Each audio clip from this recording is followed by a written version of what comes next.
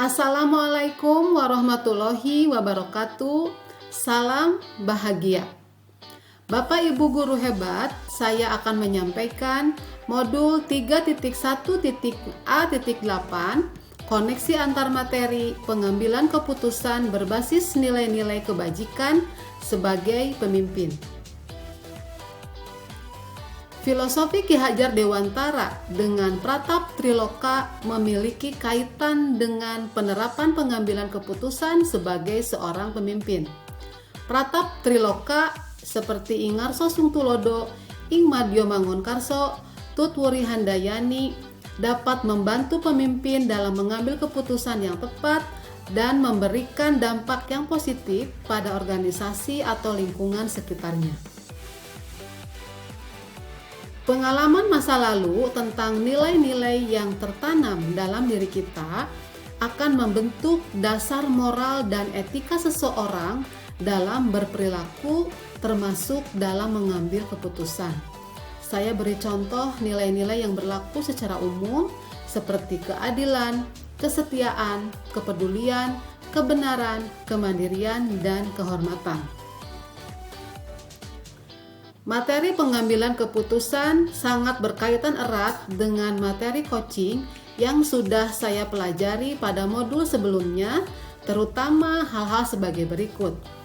Bahwa pengambilan keputusan dapat dilakukan secara sistematis. Melalui coaching, kita terbantu dalam mengembangkan keterampilan pengambilan keputusan yang lebih efektif, dan melalui coaching dapat mengevaluasi apakah keputusan yang telah diambil sudah tepat atau masih memerlukan perbaikan, serta pertanyaan-pertanyaan penting dapat diajukan untuk membantu kita mempertanyakan keputusan yang telah diambil dan memastikan bahwa keputusan tersebut tepat dan konsisten dengan nilai-nilai dan prinsip yang kita pegang.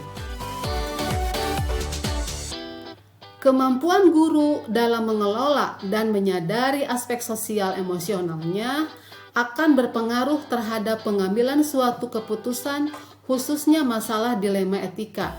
Oleh karena itu, guru harus mampu memahami dan mengakomodasi berbagai pandangan dan nilai-nilai yang berbeda dalam mengambil keputusan yang tepat.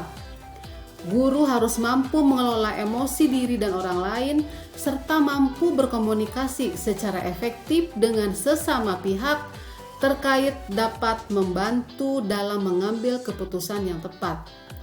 Dalam menghadapi masalah moral atau etika, seorang guru perlu mengacu pada nilai-nilai yang dianut dalam profesi pendidik.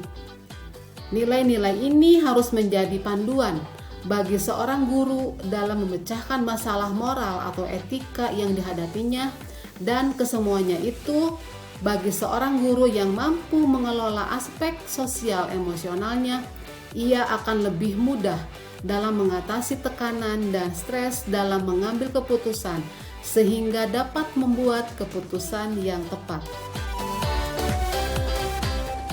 Pembahasan studi kasus yang fokus pada masalah moral atau etika akan kembali kepada nilai-nilai yang dianut oleh seorang pendidik.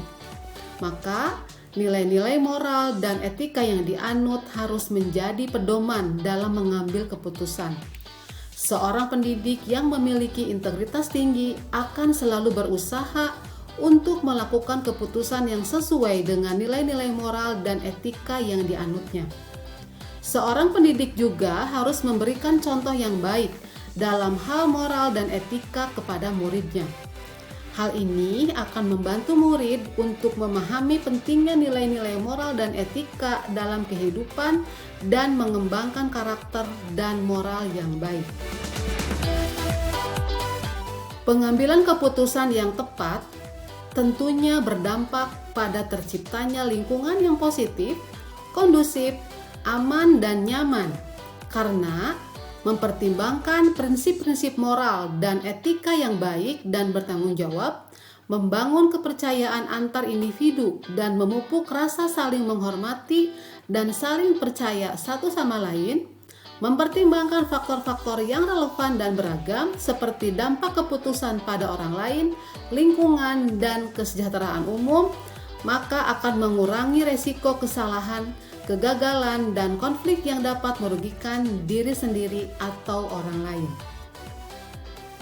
Tantangan-tantangan di lingkungan yang mungkin dapat dihadapi terkait dengan pengambilan keputusan: 1. Keterbatasan informasi, kompleksitas situasi, nilai-nilai yang berbeda, dan siap bertanggung jawab atas keputusan yang diambil. Kita akan memutuskan pembelajaran yang tepat untuk potensi murid kita yang berbeda-beda, akan mengacu pada 4 pendekatan. Yang pertama adalah pendekatan yang inklusif dan responsif terhadap kebutuhan belajar murid, gaya belajar murid, kepribadian murid, dan kemampuan belajar murid. Seorang pemimpin pembelajaran dalam mengambil keputusan dapat mempengaruhi kehidupan atau masa depan murid-muridnya. Oleh sebab itu, pengambilan keputusannya harus mempertimbangkan berbagai faktor termasuk karakteristik dan kebutuhan unik dari setiap murid, mengembangkan keterampilan, mengembangkan karakter, diarahkan pada membantu murid mencapai potensi yang terbaik bagi mereka, meningkatkan motivasi, dan mengembangkan keterampilan bernalar kritis dan meningkatkan kemampuan untuk memecahkan permasalahan. Yang dapat saya ambil dan simpulkan dari pembelajaran modul materi ini adalah pemimpin yang mempraktikkan pengambilan keputusan berbasis nilai-nilai kebajikan akan mampu mengambil keputusan yang diarahkan pada tujuan yang benar, yaitu kebaikan bersama, memiliki integritas dan moral yang tinggi, keputusan yang diambil sejalan dengan tujuan organisasi dan memberikan pengaruh yang positif, memperhatikan bahwa nilai-nilai kebajikan yang dipegang dapat berbeda antara individu, mempertimbangkan nilai-nilai etis, dan memastikan bahwa nilai-nilai kebajikan yang dipegang terintegrasi dengan nilai-nilai organisasi. Keterkaitan pengambilan keputusan berbasis nilai-nilai kebajikan dengan modul-modul sebelumnya tentu saja memiliki korelasi yang sangat positif, yaitu dengan modul Filosofi Pendidikan Ki Hajar Dewantara, nilai dan peran guru penggerak, visi guru penggerak, budaya positif, pembelajaran berdiferensiasi, pembelajaran sosial emosional, dan coaching untuk supervisi akademik. Nilai-nilai kebajikan dapat diintegrasikan dengan pendekatan coaching untuk membentuk suatu kerangka moral dan etis yang jelas dalam proses pengambilan keputusan. Konsep-konsep penting yang saya pahami dari modul ini adalah dalam konteks dilema etika dan bujukan moral, saya belajar tentang bagaimana mengenali dan menangani situasi di mana kita dihadapkan dengan 2 atau lebih pilihan yang memiliki implikasi moral atau etis yang saling bertentangan. Dalam paradigma mengambil keputusan, saya mempelajari bahwa terdapat 4 pola atau model yang terjadi pada situasi dilema etika.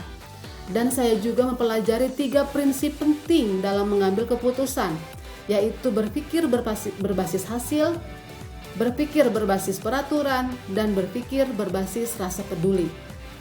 Dalam 9 langkah pengambilan dan pengujian keputusan, saya mempelajari langkah-langkah yang harus diambil untuk memastikan bahwa keputusan yang diambil didasarkan pada data dan informasi yang akurat, pertimbangan yang matang, dan uji coba yang tepat. Hal ini membantu saya untuk meminimalkan risiko kesalahan dan memastikan keputusan yang diambil merupakan keputusan yang terbaik. Secara keseluruhan, saya merasa telah mempelajari konsep-konsep penting dalam mengambil keputusan dengan cukup baik. Tidak ada hal-hal yang menurut saya di luar dugaan, namun saya menyadari bahwa pengambilan keputusan yang efektif memerlukan latihan dan pengalaman untuk dapat dikuasai dengan baik. Pengambilan keputusan setelah mempelajari modul ini, Konsep-konsep pengambilan keputusan dan dilema etika dalam modul ini memberikan kerangka kerja dan panduan yang jelas dalam menghadapi situasi moral dilema, membantu saya untuk lebih siap dan mempersiapkan diri dalam menghadapi situasi moral dilema. Dampak mempelajari konsep ini buat saya. Mempelajari konsep-konsep dalam modul ini memberikan kerangka kerja yang lebih jelas dalam menghadapi situasi pengambilan keputusan, terutama dalam situasi dilema etika atau moral. Dan mempelajari topik modul ini bagi saya sangat penting sebagai seorang individu dan sebagai seorang pemimpin. Karena sebagai individu dan pemimpin pembelajaran, mempelajari konsep-konsep pengambilan keputusan dan dilema etika membantu saya untuk memperluas pemahaman tentang nilai-nilai etika dan moral, serta memberikan kerangka kerja untuk mempertimbangkan berbagai faktor dalam mengambil keputusan. Hal ini dapat membantu saya untuk membuat keputusan yang bijaksana dan meminimalkan resiko kesalahan atau konsekuensi negatif bagi organisasi. Demikian Bapak Ibu guru hebat. Terima kasih. Wassalamualaikum warahmatullahi wabarakatuh. Salam bahagia.